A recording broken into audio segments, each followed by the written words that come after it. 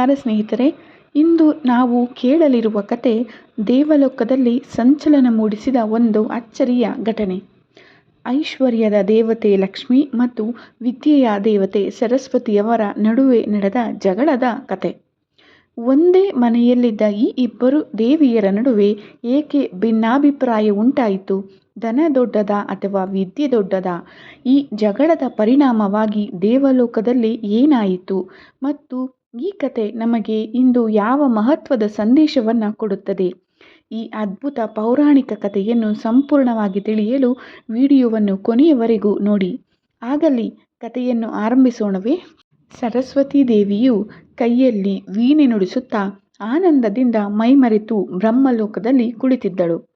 ಅದೇ ಸಮಯಕ್ಕೆ ಲಕ್ಷ್ಮೀ ದೇವಿಯು ಬ್ರಹ್ಮಲೋಕಕ್ಕೆ ಬಂದಳು. ಪರಸ್ಪರರು ನಮಸ್ಕರಿಸಿ ಲಕ್ಷ್ಮಿಯು ಆಸನದಲ್ಲಿ ಕುಳಿತಳು. ಸರಸ್ವತಿಯು ಸಂತೋಷದಿಂದ, ದೇವಿ ಲಕ್ಷ್ಮಿ, ನೀವು ಬಂದು ಬ್ರಹ್ಮಲೋಕಕ್ಕೆ ಮಂಗಳಮಯವಾದ ಆನಂದ ತಂದಿದ್ದೀರಿ ಎಂದು ಸಂತೋಷದಿಂದ ಹೇಳಿದಳು. ಇಲ್ಲ, ಅಷ್ಟು ಸಮಯ ನನಗಿಲ್ಲ, ಹಾಗೆ ಬಂದೆ ಅಷ್ಟೇ, ಈಗಲೇ ಹೋಗಬೇಕು. ನಾನು ಜನಕಲ್ಯಾಣ ಸೇವೆಯ ಕಾರ್ಯದಲ್ಲಿ ಸದಾ ಮುಳುಗಿರುತ್ತೇನೆ ಎಂದಳು. ಏಕೆಂದರೆ ನಾನು ಲಕ್ಷ್ಮಿ, ನಾನಿಲ್ಲದೆ ಯಾವ ಕೆಲಸಗಳು ನಡೆಯುವುದಿಲ್ಲ. ಇಡೀ ಜಗತ್ತೇ ನನ್ನನ್ನು ಆಧರಿಸುತ್ತದೆ. ಭೂಮಿಯಲ್ಲಿರುವ ಮನೆಗಳಲ್ಲೂ ನನ್ನ ಬರುವಿಕೆಗಾಗಿ ಕಾಯುತ್ತಿರುತ್ತಾರೆ. ಸ್ವಾಗತಕ್ಕೆ ಸದಾ ಸಿದ್ಧತೆ ಮಾಡಿಕೊಂಡಿರುತ್ತಾರೆ. ಏಕೆಂದರೆ ನಾನು ಸುಖವಾಗಿರಲು ಸಂಪತ್ತನ್ನು ಅನುಗ್ರಹಿಸುತ್ತೇನೆ. ಸಂಪತ್ತಿನಿಂದ ಎಲ್ಲರೂ ಖುಷಿಯಾಗಿ ಇರುತ್ತಾರೆ ಎಂದು ಲಕ್ಷ್ಮಿಯು ಹೇಳಿದಳು. ಆಗ ಸರಸ್ವತೀ ದೇವಿಯು, ಲಕ್ಷ್ಮಿ, ನೀನು ಹೇಳಿದ್ದು ಸರಿ. ಆದರೆ ಕೇವಲ ಸಂಪತ್ತು ಇದ್ದರೆ ಮನುಷ್ಯನ ಬುದ್ಧಿ ಸೀಮಿತದಲ್ಲಿ ಇರುವುದಿಲ್ಲ. ಹಣ ಸಿಕ್ಕರೆ ಅವನ ಮನಸ್ಸು ಚಂಚಲವಾಗಿ ಎಲ್ಲಿಂದ ಎಲ್ಲಿಗೋ ಓಡುತ್ತದೆ. ಸಂಪತ್ತು ಸಿಕ್ಕ ಮೇಲೆ ಅಧಿಕಾರದ ಆಸೆ ಬರುತ್ತದೆ. ಅದು ಸಿಕ್ಕ ಮೇಲೆ ಅಹಂಕಾರವು ಬರುತ್ತದೆ. ಆದ್ದರಿಂದ ಸಂಪತ್ತಿಗಿಂತ ಮನುಷ್ಯನಿಗೆ ಜ್ಞಾನವು ಬಹಳ ಅಗತ್ಯವಾಗಿದೆ. ಜ್ಞಾನವಿದ್ದ ಮನುಷ್ಯ ಏನನ್ನೂ ಅಪೇಕ್ಷೆ ಮಾಡುವುದಿಲ್ಲ. ಜ್ಞಾನ ಪಡೆಯಲು ಮಂದಿರಕ್ಕೆ ಬಂದು ಪ್ರಾರ್ಥಿಸುತ್ತಾರೆ. ಜ್ಞಾನವನ್ನು ಸಂಪತ್ತಿನಿಂದ ಕೊಳ್ಳಲು ಬರುವುದಿಲ್ಲ. ಜ್ಞಾನವಿಲ್ಲದ ಮನುಷ್ಯನಿಗೆ ಎಳ್ಳು ಕಾಳಷ್ಟು ಬೆಲೆ ಇಲ್ಲ. ಸಂಪತ್ತಿನಿಂದ ಕೇವಲ ಸುಖವು ಮಾತ್ರ ಸಿಗುತ್ತದೆ. ಜ್ಞಾನ ಬುದ್ಧಿಯಿಂದ ಗೌರವ ದೊರೆಯುತ್ತದೆ. ಆಸ್ತಿ ಅಂತಸ್ತಿಗಿಂತ ಜ್ಞಾನಕ್ಕೆ ಜನರು ತಲೆಬಾಗುತ್ತಾರೆ. ಆಗ ಲಕ್ಷ್ಮಿಯು, ಸಂಪತ್ತಿಗಿರುವ ಬೆಲೆ ಯಾವ ವಿದ್ಯೆಗೂ ಇಲ್ಲ. ಬಡತನವು ಮನುಷ್ಯನಿಗೆ ಒಂದು ಶಾಪ. ವಿದ್ಯೆ ಇಲ್ಲದಿದ್ದರೂ ನಡೆಯುತ್ತದೆ, ಆದರೆ ಧನವಿಲ್ಲದೆ ಯಾರಿಗೂ ನೆಮ್ಮದಿಯಾಗಿರಲು ಸಾಧ್ಯವಿಲ್ಲ. ದೇವಿ, ನಿನ್ನ ಸಂಪತ್ತು ಮನೆಯಲ್ಲಿ ತುಂಬಿರಲು ಮಾತ್ರ ಸಾಧ್ಯ. ಆದರೆ ನಾನು ಜ್ಞಾನ, ವಿದ್ಯೆ, ಕಲೆ ಇವುಗಳಿದ್ದರೆ ಜಗತ್ತಿನೆಲ್ಲೆಡೆ ಉಪಯೋಗಕ್ಕೆ ಬರುತ್ತದೆ. ಋಷಿ ಮುನಿಗಳಿಂದ ಹಿಡಿದು ದೇವಾನುದೇವತೆಗಳು ಜ್ಞಾನ ಸಂಪಾದನೆಗಾಗಿ ತಪಸ್ಸು, ವ್ರತ, ನಿಯಮಗಳನ್ನು ಮಾಡುತ್ತಾರೆ. ಸಂಪತ್ತನ್ನು ಯಾರು ಯಾವಾಗ ಬೇಕಾದರೂ ದೋಚಬಹುದು, ಆದರೆ ವಿದ್ಯೆಯನ್ನು ಯಾರೂ ಕದಿಯಲು ಸಾಧ್ಯವಿಲ್ಲ. ಐಶ್ವರ್ಯ ಇದ್ದರೆ ನೆಮ್ಮದಿ ಇರುವುದಿಲ್ಲ. ಜ್ಞಾನವಿದ್ದಲ್ಲಿ ಶಾಂತಿ, ವಿವೇಕವೂ ಇರುತ್ತದೆ. ರಾಜ ಮಹಾರಾಜರಿಗೆ ಸಂಪತ್ತಿದ್ದರೆ ಸಾಲುವುದಿಲ್ಲ. ಜ್ಞಾನವಿಲ್ಲದ ರಾಜನಿಂದ ಯಾವ ದೇಶವೂ ಉದ್ಧಾರವಾಗಿಲ್ಲ. ರಾಜ ಮುಕುಟ ಲಕ್ಷಣವೇ ಶ್ರೇಷ್ಠತೆ ಮತ್ತು ಜ್ಞಾನದ ಪ್ರತೀಕ. ರಾಜತಿಲಕವು ಬಲ, ಶಕ್ತಿ, ಜ್ಞಾನ ಮತ್ತು ತೇಜಸ್ಸಿನ ಭಂಡಾರ. ರಾಜನ ಜೊತೆ ಯಾವಾಗಲೂ ಬುದ್ಧಿವಂತ ಮಂತ್ರಿಗಳೇ ಇರಬೇಕು. ರಕ್ಷಣೆಗೆ, ಧೈರ್ಯಕ್ಕೆ, ವ್ಯವಸ್ಥೆಗಳಿಗೆ ಜ್ಞಾನವೇ ಅಗತ್ಯ. ಜ್ಞಾನದ ಸರ್ವಾಭರಣ, ಸರ್ವಭೂಷಣ. ಜ್ಞಾನವಿಲ್ಲದಿದ್ದರೆ ನಿನ್ನ ಸಂಪತ್ತು ಅರ್ಥವನ್ನೇ ಕಳೆದುಕೊಳ್ಳುತ್ತದೆ. ಸಂಗೀತ, ಸಾಹಿತ್ಯ, ಕಲೆ, ವಾಕ್ಚಾತುರ್ಯ, ನೃತ್ಯ, ಅಭಿನಯ ಇದೆಲ್ಲವೂ ಜ್ಞಾನದ ಮಹತ್ವವನ್ನು ತಿಳಿಸುತ್ತದೆ ಎಂದಳು. ಜ್ಞಾನಕ್ಕಾಗಿ ಹಪಹಪಿಸುವ ಜನರು ಎಲ್ಲೆಡೆಯೂ ಕಾಣುತ್ತಾರೆ. ವಿದ್ಯೆ, ಬುದ್ಧಿ, ಜ್ಞಾನ ಇದ್ದ ಕುಟುಂಬಗಳು ಸಂತೋಷವಾಗಿವೆ. ಮಾತೆ ಸರಸ್ವತಿ, ನಿನ್ನ ಮೋಡಿ ಮಾಡುವ ಮಾತುಗಳಿಗೆ ನಾನು ಮರುಳಾಗುವುದಿಲ್ಲ. ಧನ ಸಂಪತ್ತು ಇದ್ದಲ್ಲಿ ನೃತ್ಯ, ಹಾಸ್ಯ, ವೈಭೋಗ, ಆಭರಣ, ಅಲಂಕಾರ, ನಗು, ನೆಮ್ಮದಿ, ಹೆಮ್ಮೆ, ಒಳ್ಳೆಯ ಭೋಜನ ಎಲ್ಲವೂ ತುಂಬಿರುತ್ತದೆ. ಸಂಪತ್ತಿಲ್ಲದ ಬರೀ ಜ್ಞಾನವಿದ್ದ ಕಡೆ ಯಾವಾಗಲೂ ನರಳಾಟ, ಅಳು, ಒದ್ದಾಟ, ಹಸಿವು, ಬಡಿದಾಟ, ಅವಮಾನವು ತುಂಬಿರುತ್ತದೆ. ಆದ್ದರಿಂದ ನಾನೇ ಎಲ್ಲರಿಗಿಂತ ಶ್ರೇಷ್ಠ ಎಂದು ಲಕ್ಷ್ಮಿಯು ವಾದಿಸಿದಳು. ಇಬ್ಬರಲ್ಲೂ ವಾಗ್ವಾದ ನಡೆದು ನಮ್ಮಿಬ್ಬರಲ್ಲಿ ಯಾರು ಶ್ರೇಷ್ಠರೆಂದು ಹೇಳಲು ಭಗವಾನ್ ವಿಷ್ಣುವೇ ಸರಿ, ಅಲ್ಲಿಗೆ ಹೋಗೋಣ ಎಂದು ನಿರ್ಣಯಿಸಿದರು. ಲಕ್ಷ್ಮಿ ಸರಸ್ವತಿಯನ್ನು ವೈಕುಂಠಕ್ಕೆ ಆಹ್ವಾನಿಸಿದಳು. ಇಬ್ಬರು ವೈಕುಂಠಕ್ಕೆ ಬಂದ ಸಮಯದಲ್ಲಿ ವಿಷ್ಣು ಯೋಗ ನಿದ್ರೆಗೆ ಜಾರಿದ್ದನು. ಅವನ ಪಾದದ ಬಳಿ ಗಂಗೆಯು ಕುಳಿತಿದ್ದಳು. ಲಕ್ಷ್ಮಿ ಬಂದವಳೆ ಸೀದಾ ಹೋಗಿ ವಿಷ್ಣುವಿನ ಹೃದಯದ ಹತ್ತಿರ ಕುಳಿತಳು. ನಿಂತೇ ಇದ್ದ ಸರಸ್ವತಿಯು ಕೇಳಿದಳು, ಲಕ್ಷ್ಮಿ, ನೀವೇ ಆಹ್ವಾನಿಸಿ ಇಲ್ಲಿಗೆ ಬಂದ ಮೇಲೆ ನನಗೆ ಕುಳಿತುಕೊಳ್ಳಲು ಆಸನವನ್ನು ತೋರಿಸದೆ ನೀವು ಸ್ವತಃ ಹೋಗಿ ಕುಳಿತಿರಿ. ಅತಿಥಿಗಳಿಗೆ ಸತ್ಕಾರ ಮಾಡುವ ಕ್ರಮ ವೈಕುಂಠದಲ್ಲಿ ಇದೇ ರೀತಿಯೇ ಎಂದು ಕೇಳಿದಾಗ ಹರಿಯ ಪದತಳದಲ್ಲಿ ಕುಳಿತ ಗಂಗೆಯು, ಕ್ಷಮಿಸಿ ದೇವಿ ಸರಸ್ವತಿ, ಲಕ್ಷ್ಮೀ ನಿವಾಸ ನಾರಾಯಣನ ಹೃದಯ ಕಮಲದಲ್ಲಿ ಇನ್ನು ತಮ್ಮ ಚರಣಕಮಲದ ಹತ್ತಿರ ಕುಳಿತಿರಲು ನನಗೆ ವಿಷ್ಣುವೇ ಜಾಗ ಕಲ್ಪಿಸಿದ್ದಾರೆ. ತಮಗೆ ಇಲ್ಲಿ ಸ್ಥಾನದ ಕೊರತೆ ಇದೆ. ಸರಸ್ವತಿ ಸಿಟ್ಟಿನಿಂದ, ಇದು ನನ್ನ ಸಮಸ್ಯೆಯಲ್ಲ. ಕರೆದುಕೊಂಡು ಬಂದು ಲಕ್ಷ್ಮಿ ತನ್ನ ಸ್ಥಾನವನ್ನು ಅತಿಥಿಗೆ ಬಿಟ್ಟು ಕೊಡಬೇಕಿತ್ತು. ಇದು ಅವಳ ಅಹಂಕಾರದ ಪರಮಾವಧಿ. ಲಕ್ಷ್ಮಿಯು ಸುಮ್ಮನಿರದೆ, ನಾನು ವಿಷ್ಣುವಿನ ಹೃದಯದ ಸ್ಥಾನವನ್ನು ಎಂದಿಗೂ ಯಾರಿಗೂ ಕುಳಿತುಕೊಳ್ಳಲು ಬಿಟ್ಟುಕೊಡಲಾರೆ. ಸಿಟ್ಟಿನಿಂದ ಹೇಳಿದಾಗ ಸರಸ್ವತಿಯು, ಭಗವಾನ್ ವಿಷ್ಣುವು ವಿದ್ಯಾ ಬುದ್ಧಿ ಜ್ಞಾನಗಳನ್ನು ಆದರಣೀಯವಾಗಿ ಕಾಣುತ್ತಾರೆ. ಆದ್ದರಿಂದ ನಿಮ್ಮೆಲ್ಲರಿಗಿಂತ ಎತ್ತರದ ಸ್ಥಾನವನ್ನು ನನಗೆ ಕೊಡುತ್ತಾರೆ. ಅಲ್ಲಿಯವರೆಗೂ ಕಾಯುತ್ತೇನೆ ಎಂದಳು. ದೇವಿ ಸರಸ್ವತಿ, ನೀವು ಎಷ್ಟು ಸಮಯಕ್ಕಾದರೂ ಯೋಗ ನಿದ್ರೆಗೆ ಜಾರಿದ ಶ್ರೀಹರಿಯು ಎಚ್ಚರವಾಗಲು ಬಹಳ ಸಮಯ ಬೇಕು.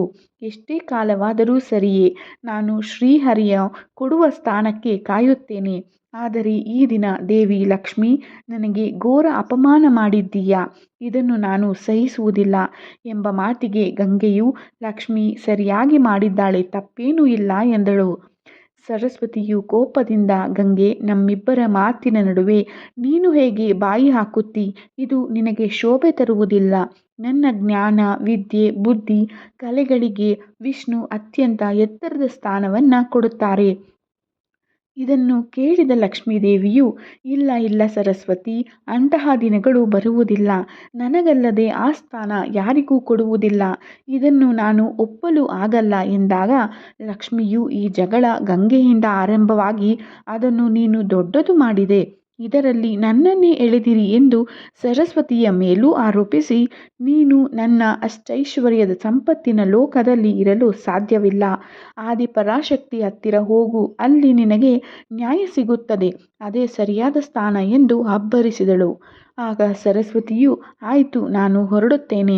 ಆದರೆ ನಿನ್ನ ಇಷ್ಟೊಂದು ದುರಹಂಕಾರಕ್ಕೆ ತಕ್ಕ ಶಾಸ್ತಿ ಮಾಡುತ್ತೇನೆ. ಲಕ್ಷ್ಮೀದೇವಿ, ನೀನು ನಿನ್ನ ಸ್ವಸ್ಥಾನದಿಂದ ದೂರವಾಗಿ, ಅಂದರೆ ವಿಷ್ಣುಲೋಕದಿಂದ ಭೂಮಿಗೆ ಹೋಗಿ ಸಾಮಾನ್ಯ ಸ್ತ್ರೀಯಂತೆ ಜನಿಸು ಎಂದು ಶಾಪ ಕೊಟ್ಟಳು. ಈ ಪ್ರಕಾರ ಲಕ್ಷ್ಮಿಯು ವಿಷ್ಣುಲೋಕದಿಂದ ದೂರವಾಗಿ ಪೃಥ್ವಿಯಲ್ಲಿ ತುಳಸಿ ಗಿಡವಾಗಿ ಹುಟ್ಟಬೇಕಾಯಿತು. ಇದನ್ನು ಕೇಳಿದ ಗಂಗೆಗೆ ಸಿಟ್ಟು ಬಂದು, ಸರಸ್ವತಿ, ನೀನು ಸಹ ಭೂಮಿಯಲ್ಲಿ ನದಿಯಾಗಿ ಜನ್ಮ ತಾಳಿ ಪ್ರವಾಹದಂತೆ ಹರಿಯುತ್ತಿರು ಎಂದು ಶಾಪ ಕೊಟ್ಟಳು. ಇದಕ್ಕೆ ಪ್ರತಿಯಾಗಿ ಸರಸ್ವತಿ ದೇವಿಯು, ಗಂಗೆ, ನಿನಗೆ ಸಂಬಂಧವಿಲ್ಲದಿದ್ದರೂ ಆಗಿನಿಂದ ಮೂಗು ತೂರಿಸಿಕೊಂಡು ಬರುತ್ತಿದ್ದೀಯಾ. ಆದ್ದರಿಂದ ನೀನು ಸಹ ಭೂಮಿಯಲ್ಲಿ ಗಂಗಾ ನದಿಯಾಗಿ ಜನಿಸಿ ಜನಗಳು ಮಾಡಿದಾಗೆಲ್ಲ ಪಾಪಗಳನ್ನು ತೊಳೆಯುವಂತಾಗು ಎಂದು ಗಂಗೆಗೆ ಶಾಪ ಕೊಟ್ಟಳು. ಇಬ್ಬರು ಶಕ್ತಿ ದೇವತೆಗಳ ಜಗಳವನ್ನು ಕುರಿತು ಕಾಳಿಮಾತೆ ಪಾರ್ವತಿ ದೇವಿಯನ್ನು ಹೀಗೇಕೆ ಶಕ್ತಿ ದೇವತೆಯರು ಜಗಳವಾಡಿದರು ಎಂದು ಕೇಳಿದಾಗ, ಎರಡು ಶಕ್ತಿ ದೇವತೆಗಳ ನಡುವೆ ಈ ತರಹ ಜಗಳ ಬಂದು ಒಳ್ಳೆಯ ಉದ್ದೇಶಕ್ಕಾಗಿ ಆಗಲೇಬೇಕಿತ್ತು. ಈ ಸಮಯ ಈಗ ಬಂದಿತ್ತು. ಇದು ಐಶ್ವರ್ಯದ ಮದ, ಜ್ಞಾನದ ಅಹಂಕಾರದ ನಡುವೆ ನಡೆದ ವಾಗ್ವಾದ. ಈ ಮೂರೂ ಜನ ದೇವಿಯರು ಪರಸ್ಪರರು ಶಾಪ ಕೊಡಲು ಕಾರಣವೇನು ಎಂದಾಗ, ಇವೆಲ್ಲವೂ ಜನ ಕಲ್ಯಾಣಕ್ಕೋಸ್ಕರವೇ ಆಗಿದೆ. ಶ್ರೀ ಲಕ್ಷ್ಮೀದೇವಿ ರಾಜಧರ್ಮ ಧ್ವಜನ ಮಗಳಾಗಿ ತುಳಸಿ ರೂಪದಲ್ಲಿ ಜನ್ಮ ತಾಳಿದರೆ, ದೇವಿ ಸರಸ್ವತಿ ಜನಗಳಿಗೆ ಕಲ್ಯಾಣಕ್ಕಾಗಿ ನದಿಯಾಗಿ ಹುಟ್ಟಿ ಹರಿಯುತ್ತಾಳೆ. ಇನ್ನು ದೇವಿ ಗಂಗಾ ಭೂಲೋಕವನ್ನೇ ಪವಿತ್ರಗೊಳಿಸಲು ರಾಜ ಮಹಾನ್ ತಪಸ್ವಿ ಭಗೀರಥನ ಹಿಂದೆ ಭೂಮಿಗೆ ಬಂದು ಜನಗಳ ಪಾಪಗಳನ್ನು ತೊಳೆಯುತ್ತಾಳೆ. ಕಾಳಿಕಾಂಬೆ ದೇವಿ ಪಾರ್ವತಿಯ ಯೋಜನೆ ತಿಳಿದು ಹರ್ಷಗೊಂಡಳು. ವೈಕುಂಠದಲ್ಲಿ ಲಕ್ಷ್ಮಿಯು ಚಿಂತಿಸುತ್ತಾ ನಾರಾಯಣನಿಗೆ, ಸ್ವಾಮಿ, ಸರಸ್ವತಿ ನನಗೆ ಪೃಥ್ವಿಯಲ್ಲಿ ಸಾಧಾರಣ ಮಾನವರಂತೆ ಜನಿಸಲು ಶಾಪ ಕೊಟ್ಟಿದ್ದಾಳೆ. ದೇವಿ, ಚಿಂತಿಸಬೇಡ, ಇದು ಶಾಪದ ಕಾರಣವಲ್ಲ, ವಿಧಿಯ ವಿಧಾನವೇ ಹೀಗಿದೆ. ಇದು ನನಗೆ ಮುಂಚಿತವಾಗಿಯೇ ಗೊತ್ತಿತ್ತು. ಭೂಮಿಯಲ್ಲಿ ಧರ್ಮಧ್ವಜನೆಂಬ ರಾಜನು ಸಂತಾನಕ್ಕಾಗಿ ಚಳಿ, ಮಳೆ, ಗಾಳಿ, ಬಿಸಿಲು ಎನ್ನದೆ ಕ್ರೂರ ಮೃಗಗಳ ಕಾಡಿನ ನಡುವೆ ಕುಳಿತು ಘೋರ ತಪಸ್ಸು ಮಾಡುತ್ತಿದ್ದಾನೆ. ಅವನ ಮೈಯೆಲ್ಲ ಮಣ್ಣಿನ ಹುತ್ತಗಳಾಗಿ ಕ್ರಿಮಿಕೀಟಗಳು ವಾಸಿಸುತ್ತಿವೆ. ನೀನು ಅವನ ಸಂತಾನವಾಗಿ ಹುಟ್ಟಬೇಕೆಂದು ಮಹಾನ್ ತಪಸ್ವಿ ಧರ್ಮಧ್ವಜನು ಕಠಿಣ ತಪಸ್ಸು ಮಾಡುತ್ತಿದ್ದಾನೆ. ಭೂಮಿಯಲ್ಲಿ ಅವನ ಸಂತಾನವಾಗಿ ಲೋಕ ಕಲ್ಯಾಣವನ್ನು ಮಾಡಿ ಸ್ವಲ್ಪ ದಿನಗಳು ಜನರಿಗೆ ಕಲ್ಯಾಣವನ್ನು ಮಾಡಿ ನಂತರ ಬಂದು ವೈಕುಂಠದಲ್ಲಿ ನೆಲೆಸುತ್ತೀಯಾ ಎಂದು ನುಡಿದನು.